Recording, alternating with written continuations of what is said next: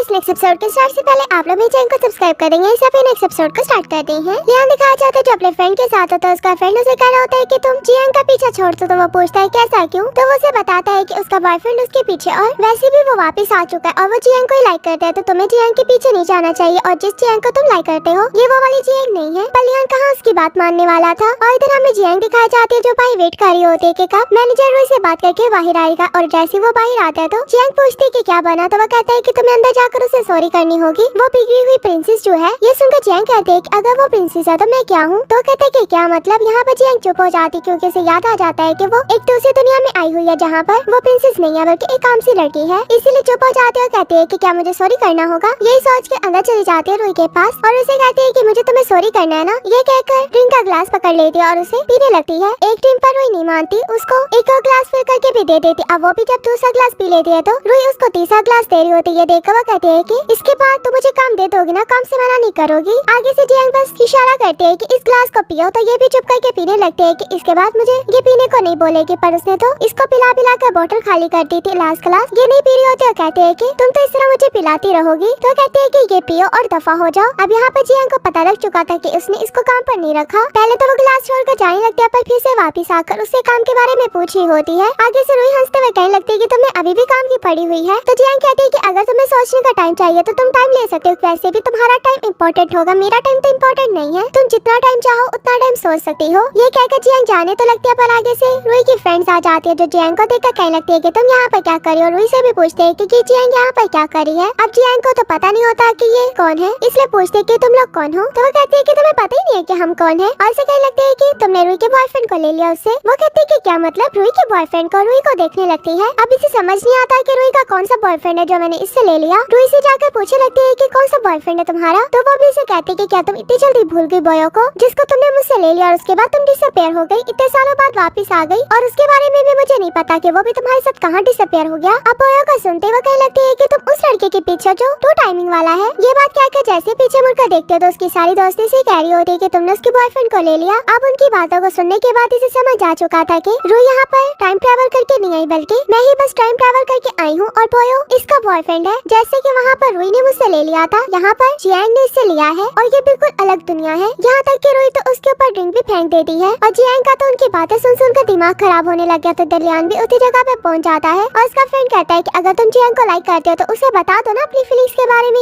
इस तरह उसकी फिक्र भी करते हो पर उसे कुछ बताते भी नहीं हो। अगर उसे तुम्हारे सामने से कोई और लेगा ना तो फिर देखते रह जाना। और साथ में ये भी बता देता है कि जहाँ पर जियांग काम करने वाली है उसकी इन्वेस्टर कोई और नहीं है बल्कि रुई है और वो उसके बॉयफ्रेंड की गर्लफ्रेंड भी है। और यहाँ पर उसने रूम 8 भी बुक करवाया हुआ है, क्या पता जियांग वहीं पर हो। अब ये बात सुनने के बाद लियान उसे कहता है कि मैं चलता और तुम कार लेकर यहाँ से चले जाओ। ये कहकर अब जियांग भी उसी रूम में पहुँच जाता है जहाँ पर रुई और उसकी बाकी फ्रेंड जियांग पर चीख रही होती है। और लियान की नजर जैसे ही जियांग पर जाते जो नीचे गिरी होती है देखकर वो जल्दी से उठाकर उसे बाहर तक ले आता है। बाहर लेकर आने के बाद टैक्सी ढूंढता होता है क्योंकि उसे जियांग की तबीयत खराब लग रही थी पर इतने में जियांग वॉमिट कर देते हैं वहीं पर। इससे लियान को पता लग चुका था कि उसने काफी ज्यादा ड्रिंक की हुई है और उससे कहने लगता है कि तुमने इतनी ड्रिंक क्यों की। पर जियांग आगे से कहती है कि अपने काम से काम रखो ना और मुझे अकेले छोड़ दो। ये कहकर लियान को वहाँ से जाने को बोलते हैं। अब लियान जा तो रहा होता है पर उसका दिल नहीं मानता। दोबारा से आकर जियांग को अपनी बैग पर उठाकर लेकर जा रहा होता है। जियांग तो उसे जाते हुए यही कह रही होती है कि मुझे लगता है कि मैं मरने वाली हूँ। लियान कहता है कि ऐसी बातें नहीं करो पर वो कहती है कि मुझे कुछ बातें करनी है तुमसे, इसलिए तुम रिकॉर्डिंग ऑन कर दो ताकि तुम्हें मेरी बातें भूल ना जाए जब मैं इस दुनिया से चली जाऊँ। तो कहता है कि रिकॉर्डिंग का कोई मतलब नहीं है, तुमने ड्रिंक की हुई है। पर वो कहते हैं कि रिकॉर्डिंग लगाओ। इसी वजह से लियान को अपने मोबाइल पर रिकॉर्डिंग लगानी पड़ती है। तो ये भी अपनी लाइफ के बारे में उसे बताने लगता है। कहती है कि तुम मेरे ऊपर चिल्लाते हो, तुम मेरे साथ बुरा बिहेव करते हो और फिर सॉरी भी नहीं करते क्योंकि तुम्हें तुम्हारी गलती नजर ही नहीं आती। मुझ पर चिल्लाने के बाद मुझे इतना एम्बैरेस फील करवाते हो जैसे कि मैं तुम्हारे पीछे हूँ और मेरी फीलिंग्स को भी नहीं समझते हो। तुम्हें मुझसे सॉरी करना होगा। अब लियान भी उसकी बातों के बाद उसे सॉरी कर देता है कि मुझे माफ कर दो, जो मैं तुम्हारे साथ ऐसा करता हूँ गलती मेरी है। ये सब जियांग उसे बोलने को कहती है और फिर उसके बाद लियान की चिक पर किस पे कर देती है। लियान भी ज्यादा कोई रिएक्ट नहीं करता क्योंकि उसे पता था कि इसे ड्रिंक की हुई है, इसी वजह से ये ऐसा बिहेव कर रही है और बस चुप करके उसकी बातें सुन रहा होता है। दोबारा से भी उसे सॉरी करता है कि तुम्हें ऐसा नहीं सोचना चाहिए। वो कहती है कि बस तुम्हें पहले वाली जियांग की फिक्र है, तुम मुझे कुछ भी नहीं समझते हो। बस तुम्हें तो यही लगता है कि मैंने उसकी बॉडी ले ली पर मुझे तो लगता है कि उसने मेरी बॉडी ले ली। लियान फिर उसको चुप होने को बोलता है पर वो कहती है कि अगर मैं चुप हो गई तो मैं मर जाऊंगी और दोबारा कभी भी आंखें नहीं खोल पाऊंगी, इसलिए वो चुप नहीं हो रही होती। अब लियान भी उसको उठाए हुए हॉस्पिटल तक ले आता है जहाँ पर जियांग को ड्रिप लगती है और उसे बताया जाता है कि बस इसे ड्रिंक की हुई है और इसे कुछ भी मसला नहीं है, ज्यादा से ज्यादा पानी दे, ये बिल्कुल बिल्कुल ठीक हो जाएगी। अब लियान भी नर्स के जाने के बाद जियांग को संभाल रहा होता है, जो अपने हाथों को और ना टांगों को कंट्रोल कर रही होती है। उसके हाथ में ड्रिप भी लगी हुई थी, इसीलिए भी लियान उसके हाथों को पकड़ रहा होता है कि कहीं ये ड्रिप न उतार दे, और उसके ऊपर ब्लैंकेट देने के बाद उसे छोड़कर जाने वाला होता है। पर इससे पहले जियांग उसके हाथ को पकड़ के कहती है कि तुम मेरे पास रुक जाओ ना। अब लियान उसके हाथ को नहीं छोड़ता, नहीं छुड़वाता है और वहीं पर बैठे बैठे सो भी जाता है। जैसे सुबह में जियांग को होश आती है तो वो उठने वाली होती है और लियान के हाथ में उसका हाथ होने की वजह से लियान की भी आंख खुल जाती है। ये देखकर वो जल्दी से अपना हाथ भी छुड़वा लेती है और पहले आंखें भी बंद कर लेती है। अब लियान को देखकर वो उठ गई थी और पूछने लगती है कि मैं यहाँ तक कैसे। अब ये सुनकर लियान कहता है कि इसका मतलब तुम्हें कुछ भी याद नहीं है। तो वो कहती है कि हाँ, मुझे बस इतना याद है कि मैं रूही से मिलने के लिए गई थी। अब ये सुनकर लियान कहता है कि क्या तुम पहले से रूही को जानती हो? तो वो कहती है कि हाँ, मैं जानती हूँ, क्योंकि वो मेरी पिछली दुनिया में मेरी बेस्ट फ्रेंड थी। और लियान ये सुनकर जैसी बोयो के बारे में बताता है कि वो हमारे पीछे है और मैं उसी को ढूंढ रहा हूँ। तो वो कहती है कि बोयो, वो यहाँ पर भी मेरा एक्स है और मेरी दुनिया में भी मेरा एक्स था। वहाँ पर भी रूही मुझसे नफरत करती, तो यहाँ पर भी रूही मुझसे नफरत करती है। इस हिसाब से देखा जाए तो दोनों दुनिया का आपस में कोई ना कोई तो कनेक्शन है। ये कहकर जाने लगती है पर लियान उसे रोकर कहता है कि मुझे तुमसे बात करनी है। पापा कहती है कि मुझे तुमसे कोई भी बात नहीं करनी। अब लियान भी उसकी रिकॉर्डिंग को ऑन करके उसे सुनाने लगता है, जिसमें उसने बात की थी कि तुम ही वो लास्ट पर्सन हो जो मेरी हमेशा हेल्प करता, चाहे मैं किसी भी हालत में हूँ, और तुम्हारी स्मेल बहुत अच्छी है। इन सब बातों को सुनने के बाद वो उसके हाथ से मोबाइल पकड़ने लगती है, पर लियान उसको मोबाइल नहीं देता और कहता है कि मेरे पास तो इसका बैकअप भी है। तो जियांग कहती है कि अब बताओ तुम क्या चाहते हो? तो कहता है कि तुम्हें मेरे साथ अच्छे से चलना होगा, मैं तुम्हें वापस भी भिजवाऊंगा। तो कहते हैं कि तुम मुझे वापस नहीं भेजना चाहते, बल्कि अपनी स्वीट हार्ट को वापस लाना चाहते हो और कुछ भी नहीं। और अगर तुम्हारी स्वीट हार्ट वापस ना आई तो तुम्हारा क्या होगा? तुम्हारी तो सारी है बेकार में चली जाएगी ना। लियान ये सुनकर कहता है कि तुम्हें क्या हो गया? ड्रिंक करने के बाद जब से उठी हो तब से इतनी अजीब अजीब बातें कर रही हो, क्या तुम्हें पता नहीं है कि जिससे प्यार किया जाए उसके बारे में ऐसा नहीं बोलते? तो वो कहते हैं कि मुझे क्या पता, मेरे बॉयफ्रेंड ने तो मुझे चीट किया था ना, मतलब बोयो ने। तो लियान कहता है कि तुम बस ये बताओ कि तुम वापस भी जाना चाहते हो या नहीं जाना चाहते अपने घर? तो कहती है कि मैं जाना चाहती हूँ, पर मुझे तुम्हारी हेल्प नहीं चाहिए। तो लियान उसे सॉरी कर लेता है कि मैं अब कभी भी तुमसे अवॉइड नहीं करूंगा और जो बोयो वाला काम है वो तुम मुझ पर छोड़ दो। अब ये सुनकर वो चुप हो जाती है और लियान भी वहाँ से चला जाता है। चैंग फेंग की कॉल आने की वजह से ये भी स्माइल करने लगती है और इधर हमें रूही दिखाई जाती है, जो मैनेजर को कॉल करके कहती है कि जियांग को रख लेना और वो मेकअप आर्टिस्ट होगी। वो भी शौक होता है कि कल रात इन्होंने मना कर दिया था, आज नहीं सुबह सुबह इन्हें ये कैसे आ गया कि जियांग को रखना है। आगे वो कोई बात करता है उससे, इससे पहले रूही उसकी कॉल रख लेती है। अब मैनेजर भी यहाँ तक पहुँच गया था जियांग से बात करने के लिए, पर जियांग कहती है कि उसने मुझे पहले नहीं रखा था, तो अब कैसे रख लिया? तो वो कहता है कि मुझे इस बात का नहीं पता, पर आप वापस आ जाना काम करने के लिए। वहीं पर चैंग फेंग भी उसके पास ही चल फिर रहा होता उनकी बातें सुनने के लिए। अब ये देखकर जियांग भी उसे कह देती है कि चलो ठीक है, ये फाइल मेरे पास छोड़ दो, मैं इसके बारे में सोच कर बताऊंगी। ये कहकर उसे जैसे वहाँ से भेज देते, तो उसके जाने के बाद चैंग फेंग उसे पूछने लगता है कि क्या ये लड़का तुम्हें सही लगता है, क्या तुम्हें इसके साथ काम करना चाहिए? तो कहती कि मुझे नहीं पता, पर मैं आपको एक बात बता दूं, ये मुझे 3000 दे रहा है और इसके पैसे देने की वजह से मेरा KBI वाला मिशन कंप्लीट हो जाएगा। वो तो 3000 मान का सुनते ही शौक हो जाता है कि इतने ज्यादा पैसे। तो कहते हैं कि हाँ इतने पैसे, और वहाँ से चली जाती है। उधर हमें लियान दिखाया जाता है जो रूही से मिलने के लिए आया था। अब रूही भी उसे देखने लगती है और उसे कहती है कि क्या तुम लियान हो? तो कहता है कि हाँ। तो कहती है कि तुम तो फिर जियांग के लिए आए होगे ना? तो कहता है कि नहीं, ऐसी बात नहीं है, बल्कि मैं तो किसी और रीजन की वजह से यहाँ पर आया हूँ। मैं तुमसे पूछना चाहता हूँ कि क्या तुम्हें पता है कि बोयो कहाँ पर है? तो कहती है कि मुझे नहीं पता बोयो कहाँ पर है, वो तो जियांग के साथ यहाँ से दफा हो गया था। तो लियान उसको बताता है कि जियांग ने चीट नहीं किया, बल्कि बोयो ने चीट किया है, तुम्हें उसके पीछे लगना चाहिए। ये कहकर जाने लगता है, पर वो उसे बताती है कि बोयो का मुझे नहीं पता, नहीं मैं उसके बारे में तुम्हें कुछ बता सकती हूँ। और ये भी कहती है कि तुम्हें क्या लगता है कि मैं बोयो के पीछे नहीं हूँ? मुझे बोयो बस एक बार मिल जाए, फिर मैं उसको बताऊंगी, और अगर तुम्हें भी बोयो मिले तो मुझे जरूर बताना, मैं उससे जरूर मिलना चाहती हूँ। अब लियान तो उसकी बात सुनने के बाद वहाँ से चला जाता है। लियान के जाने के बाद इसे काफी गुस्सा आ रहा होता है। अब लियान दिखाया जाता है जो जियांग के पास आता है। जियांग भी ओवर टाइम अपना काम कर रही होती है। ये देखकर वो उसे कहता है कि तुम तो अभी तक काम करी। तो कहती है कि हाँ मुझे डिजाइन बनाने हैं। ये देखकर लियान कहता है कि अब तो तुम्हें अपने काम से प्यार हो गया ना? तो कहती कि क्या मतलब? तो लियान उसे बताता है कि पहले तुम अपने काम से भागा करती थी कि डेली की यही रूटीन है, पर अब देखो तुम खुश होकर काम कर रही हो। तो कहती है कि अच्छा वैसे ये बात सच तो है। पर लियान उसे कहता है कि तुम इतनी मेहनत क्यों कर रही हो? तुमने तो एक साल बाद वापस चले जाना है ना, तो तुम्हें इतनी मेहनत करने की क्या जरूरत है? तुम तो आखिर रिच फैमिली से हो। पर आगे से जियांग कहती है कि तुम इस बात को नहीं समझोगे। अब लियान को खाते देखकर पूछते है कि तुम क्या चबा रहे हो? तो वो उसे बबल निकाल कर दे देता है, जिस बबल को देखकर वो काफी खुश होकर पकड़ती है। अब ये देखकर लियान को पहले वाली जियांग याद आती है जो लियान को बबल दिया करती थी। और फिर लियान जब उसे देख रहा होता तो जियांग भी उसे स्माइल करके देखती है, और अभी भी सेम स्माइल करके प्रेजेंट वाली जियांग भी लियान को देख रही होती है। और फिर जियांग उसे कहने लगती है कि इस लाइफ में आने के बाद मुझे पता चला है कि मुझे मेकअप कितना अच्छा लगता है। पहले तो मैं जो चीज मांगती थी मेरे सामने आ जाया करती थी, और यहाँ पर मेरे पास कुछ भी नहीं है, हर चीज मिलने पर मैं खुश होती हूँ। और मुझे लगता है कि मैं वापस जाने के बाद मेकअप पर फोकस करूंगी, क्योंकि ये काम मुझे बहुत पसंद आया है। अब लियान जो उसकी बातें सुनने के बाद वापस घर पर आ गया था। सामने उसने शॉजिंग की भी पिक को रखा हुआ था, साथ में जियांग की भी पिक को, और अपनी और जियांग की पिक को देखकर का कह रहा होता है कि जियांग तुम वो वाली जियांग तो नहीं हो, पर मैं तुम्हें इस दुनिया में जल्दी वापस ले आऊंगा।